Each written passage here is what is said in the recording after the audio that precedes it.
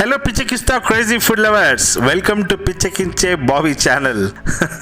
ఈ రెసిపీ నేను ఆనాడే చేసి పెట్టాను, కాకపోతే నాకు ఫిల్మ్ ఎడిటింగ్ వర్క్స్ బిజీ అవ్వటం వలన నేను కాస్త గ్యాప్ ఇచ్చాను, ఏమనుకోకండి. ఈ chicken fried rice recipe main గా అమెరికా, ఆస్ట్రేలియా, లండన్, కెనడా ఇంకా ఎన్నో అదర్ కంట్రీస్ లో పాపం చప్పకూడా తినలేక మనసును చంపుకొని తినే వాళ్ళకి అండ్ మన ఇండియా వాళ్ళకి కూడా చాలా ఫాస్ట్ గా అయిపోయి ఈ fast food chicken fried rice with double chicken చేశాను. మీరు కూడా యాజ్ ఇట్ ఇస్ ట్రై చేసుకొని ఇచ్చి పడేయండి అంతే. దీని అమ్మ పోతే పోతుంది పావుకిలో చికెన్.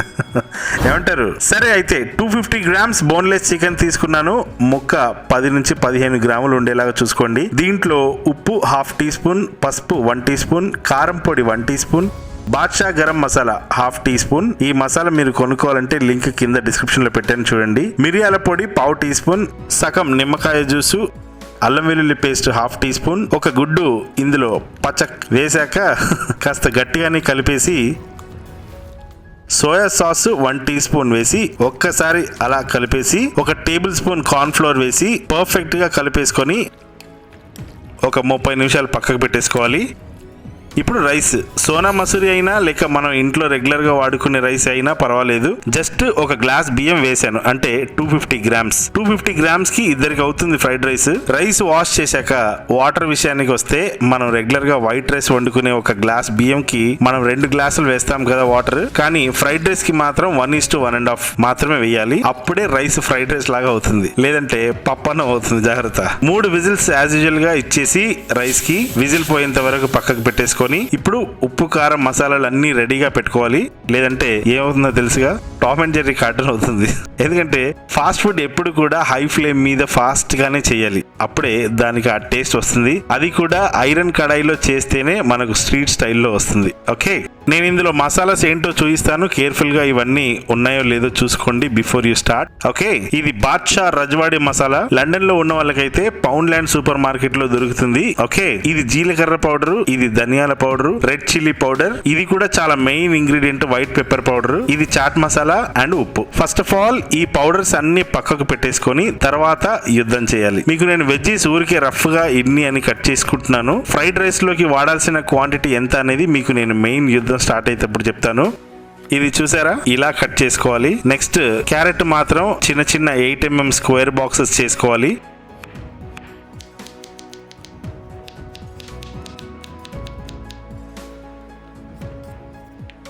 క్యాప్సికమ్ కూడా అలాగే ఫస్ట్ స్లైసెస్ లాగా కట్ చేసుకున్నాక బాక్సెస్ చేసుకోవాలి. క్యాబేజ్ కూడా స్లైసెస్ చేసుకున్నాకే ఇలా బాక్స్ షేప్ లో కట్ చేసుకోవాలి. చూడండి, ఇలా బుజ్జిగా చిన్నగా కట్ చేసుకున్నాక ఉల్లి పొరక, స్ప్రింగ్ ఆనియన్ కూడా ఇలా క్రాస్ గా తిప్పి ఈ షేప్ లో కట్ చేసుకోవాలి.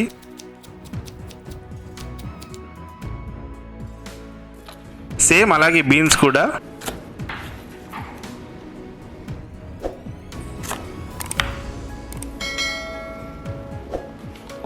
సో ఇలా అన్ని వెజ్జెస్ కట్ చేసి పెట్టుకోవాలి, లేదంటే చెప్పాగా టామ్ అండ్ జెర్రీ తప్పదు.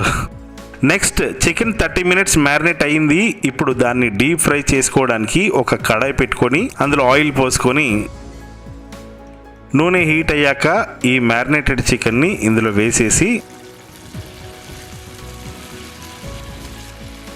ఒక్క 10 నిమిషాలు మీడియం ఫ్లేమ్లోనే ఉంచి అటు ఇటు తిప్పుకుంటూ ఫ్రై చేయాలి. సో ఇవి ఫ్రై అయ్యాయి అని మీకు తెలిసాక తీసేసి ఒక టిష్యూ పేపర్ మీద వేసుకొని అలా వదిలేయండి. ఆయిల్ మొత్తం పేపర్ పీల్చేసుకోవాలి, ఎందుకంటే చికెన్ ఫ్రై చేశాక ఖచ్చితంగా బిందెడు నూనె ఉంటుంది అందులో. ఫ్రైడ్ రైస్ లోకి వేసాక జస్ట్ నూనెలో అద్దుకొని తిన్నట్టు ఉంటుంది. సో చికెన్ లో ఉన్న ఆయిల్ మొత్తం నా టిష్యూ పేపర్ లాగేసింది కాబట్టి ఇప్పుడు దీన్ని కట్ చేసుకోవాలి. రైస్ లోకి మామూలుగా ఈ 10 to 15 గ్రామ్స్ చికెన్ పీస్ ని 4 పీసెస్ లా కట్ చేసి వేసుకోవచ్చు, రైసే కాబట్టి. నూడిల్స్ కి అయితే కాస్త పెద్దగా ఉండాలి పీసెస్. నేను మాత్రం ఓన్లీ 2 పీసెస్ చేస్తున్నాను, ఎందుకంటే అది నాకు ఒకలాంటి ఆనందం అనమాట. సో ఇలా పీసెస్ కూడా అన్ని రెడీగా పెట్టేసుకొని ఇప్పుడు 2 గుడ్లని ఒక గ్లాస్ లో కొట్టి వేసేసుకోవాలి. బాగా కలిపేయాలి, ఎందుకో చెప్తాను తర్వాత. ఇప్పుడు చైనా ఓక్ తీసుకోవాలి. మీ దగ్గర ఉంటే ఓకే, లేదంటే మామూలు ఐరన్ కడాయి ఉన్నా గానీ నో ప్రాబ్లం. పొరపాటున అల్యూమినియం కడాయి లాంటివి మాత్రం వాడకండి. నేను ఇందాక చెప్పినట్టు పప్పన్నం అవుతుంది. ఓకే, దీంట్లో ఇప్పుడు నేను ఇందాక చికెన్ ఫ్రై చేసిన ఆయిల్ ఉంది కదా, అదే వాడుతున్నాను. నూనె వేసాక ఆయిల్ ఏ రేంజ్ లో హీట్ అవ్వాలంటే పొగలు రావాలి. పొగలు వైట్ పొగలు వస్తాయి కదా, అలా పొగలు రావాలన్నమాట. జాగ్రత్త నూనెతో. అలా కాలిన ఆయిల్లోనే ఈ డబుల్ ఎగ్స్ ని వేసేయాలి. వావ్, మబ్బుల్లాగా అవుతుంది కదా.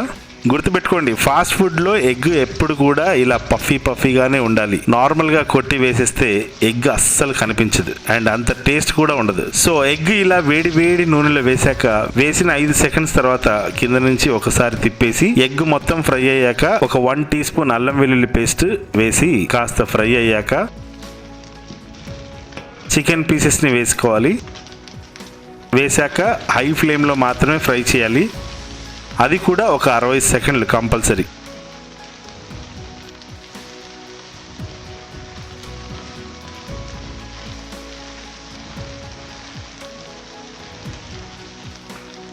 ఇప్పుడు వెజ్జెస్ వేసుకోవాలి. Beans 2 table spoons, capsicum 2 table spoons, carrot 2 table spoons, cabbage 4 table spoons, పచ్చిమిరపకాయలు మాత్రం 1 టేబుల్ స్పూన్ వేస్తే సరిపోతుంది. ఇవన్నీ వేసాక యుద్ధంలో కత్తి ఎలా తిప్పుతారో అలా మీకు ఇష్టం వచ్చినట్టు ఇలాంటి ఒక అట్లకర్రతో తిప్పేసేయండి. ఎందుకంటే హై ఫ్లేమ్ లో ఉంటుంది కాబట్టి మాడే అవకాశం ఉంటుంది. ఇందులో ఉన్న మెటీరియల్ ఉన్న చోట ఉండకుండా అటు ఇటు తిరిగేయాలి. ఇప్పుడు వెజ్జెస్ నాన్ వెజ్జెస్ అన్నీ ఒక మాదిరిగా ఫ్రై అయ్యాయి కాబట్టి ఇప్పుడు తర్వాయి ఘట్టం బాయిల్డ్ రైస్. ఒక 2 బౌల్స్ అంతా తీసుకుంటే చాలు, ఇద్దరికి పుష్కలంగా సరిపోతుంది. ఇప్పుడు కూడా మంట హైలోనే పెట్టుకోవాలి అండ్ ఫ్రై చేస్తూనే ఉండాలి. మనకు స్ట్రీట్స్ లో యాక్చువల్ గా కరెక్ట్ గా ఫ్రై చేయరండి. కొన్ని వాటిల్లో మనం ఇంట్లో కాబట్టి హ్యాపీగా కస్టమైజ్ చేసుకోవచ్చు. నన్ను అడిగితే కాస్త బాగానే ఫ్రై చేసుకుంటే తినేటప్పుడు కిర్రాక్ ఎంజాయ్ చేయొచ్చు మావా. రైస్ కాస్త ఫ్రై అయ్యాక మాత్రమే మసాలా పౌడర్స్ వేసుకోవాలి, గుర్తుపెట్టుకోండి. లేదంటే రైస్ ఫ్రై అవ్వకుండా వేస్తే ముందుగానే మసాలాస్ అన్ని అడుగున అతుక్కుపోతాయి. ఓకే, ఇప్పుడు ఈ పౌడర్స్ వేసే ముందు మంట పూర్తిగా చిన్నగా పెట్టేసుకోవాలి, లేదంటే కింద నుంచి మాడేది మనకు కనపడి చావదు కాబట్టి. సాల్ట్ వేస్తున్నాను, ఒక 1 టీ స్పూన్ బాద్షా గరం మసాలా. కారం మాత్రం బాగా స్పైసీగా తినాలనుకునే వాళ్ళు మాత్రమే వేసుకోండి, లేదంటే నేను వేసే white pepper powder Badshah masala అది ఇది సరిపోతుంది. ధనియాల పొడి 1 టీ స్పూన్ వేస్తున్నాను, జీలకర్ర పొడి 1/2 టీ స్పూన్, చాట్ మసాలా ఒక 1 teaspoon, white pepper powder 1 teaspoon. నేను ఇందులో చైనీస్ సాల్ట్ వేయలేదు, మీరు కావాలంటే వేసుకోండి. ఇవన్నీ వేసాక మంట ఇప్పుడు హై ఫ్లేమ్ లో ఉండాలి. పొళ్ళన్నీ వేసాక గాలిలో ఘాటు ఎక్కువ లెగుస్తుంది. ఎగ్జాస్ట్ ఫ్యాన్ ఉంటే వేసుకోండి, లేదంటే ఇంట్లో అందరూ ఓ హచి హచి అని తుమ్ముతారు. అప్పుడు పక్కింటోడు మిమ్మల్ని పొరపాటు పడచ్చు. ఏమండి, మీకు విషయం తెలుసా, ఎక్కడైనా రోడ్డు మీద చైనీస్ ఫాస్ట్ ఫుడ్ లో చూసినప్పుడు వాడు వేసే ఆయిల్ చూస్తే మనకు హార్ట్ అటాక్ వస్తుంది. ఇదేంట్రా బాబు ఇంత ఆయిల్ వేస్తున్నాడు అని చెప్పడానికి ఏమో సిగ్గుపడతా ఉంటాం, వెయ్యద్రా బాబు అని. నిజానికి మాక్సిమం రోడ్డు మీద బండ్లలో చేసేది ఎందుకు మన అందరికి ఓవత్తగా ఇష్టం అంటే వాడు వేసే మసాలాస్ మాత్రమే కాదు, అన్నిటికన్నా ముందు వాడు వేసే oil quantity. Chinese fast food మనం ఎప్పుడు ఐరన్ కడాయిలోనే చేస్తాం కాబట్టి ఆయిల్ అంతా ఫ్రై చేసేలోపే ఎగిరిపోతుంది. అందుకని నేను చూపించిన ఆయిల్ బాబోయ్ ఇంతనా అని అనుకోకండి, ఎందుకంటే నేను చేసిన ఈ ఫ్రైడ్ రైస్ ఇద్దరికి చేసిన క్వాంటిటీ కాబట్టి అది కరెక్ట్ గానే సరిపోతుంది. ఇప్పుడు last but not least soya sauce ఒక 1 టీ స్పూన్, వెనిగర్ ఒక 1 టీ స్పూన్ వేసేసి జస్ట్ 2 మినిట్స్ ఫ్రై చేసి తీసేయడమే. ఏమండి, మీరు ఎన్నో రకాల ఫ్రైడ్ రైస్లు చేసుకుని ఉంటారు, మీకు ఇష్టం వచ్చినట్టు కస్టమైజ్ చేసుకుని ఎన్నో టేస్ట్లు చూసింటారు. కానీ చైనీస్ ఫాస్ట్ ఫుడ్ చూసి నేర్చుకునేంత ఈజీ రెసిపీ అయితే ఖచ్చితంగా కాదు. టేస్ట్ అనేది చాలా ఇంపార్టెంట్ కాబట్టి ఏది ఎంతసేపు ఎలా ఫ్రై చేయాలి అనేది తెలియాలి అండ్ మంట మేనేజ్మెంట్ కూడా తెలిస్తేనే చైనీస్ ఫాస్ట్ ఫుడ్ కి ఉన్న ఆథెంటిక్ ఫ్లేవర్ ఎక్కడా మిస్ అవ్వదు. సో ఐ హోప్ ఈ ఫ్రైడ్ రైస్ ని ఎలా చేసుకోవాలి అనేది నేను మీకు కరెక్ట్ గా క్యాలిక్యులేషన్ తో చెప్పానని అనుకుంటున్నాను. మీకు ఎక్కడైనా అర్థం అవ్వకపోయినా ఏమైనా సందేహాలున్నా దయచేసి కామెంట్ బాక్స్ లో కాకుండా నాకు ఇన్స్టాగ్రామ్ లో డౌట్ అడగండి, కాస్త లేట్ అయినా లేటెస్ట్ గా డౌట్ క్లియర్ చేస్తాను. ఓకే, చికెన్ ఫ్రైడ్ రైస్ ఎలా ఉంది బ్రో? నచ్చితే మీరు కూడా చేసుకొని పిచ్చెకిస్తా బాబీ గారు రెసిపీ ఎలా ఉందంటే అని ఎలా ఉందో అది చెప్పండి. అలాగే నచ్చితే సబ్స్క్రైబ్ చేసుకోండి, నలుగురితో షేర్ చేసుకోండి. మీకోసం ఒక చిన్న పాట. నిలవదే మది నిలవదే సిరి సొగసులు చూసి, ఉలకదే మరి పలకదే తొలి వలపున తడిసి, దేవదాసే కాళిదాసై ఎంత పొగిడినా కొంత మిగిలిపోయేంత అందం నీది. అలా నువ్వు చూస్తే చాలు వెళుతూ వెళుతూ వెను తిరిగి అదోలాంటి తేనెల బాణం దిగదా ఎదలోకి. నువ్వు నడిచే దారులలో పూల గంధాలే ఊపిరిగా కథ నడిచే మనసు కదే హాయి రాగాలే ఆమనిగా. దినమొక రకముగా పెరిగిన సరదా నిన్ను విడి మనగలదా. నిలవదే మది నిలవదే సిరి సొగసులు చూసి ఉలకదే మరి పలకదే తొలి వలపున తడిసి.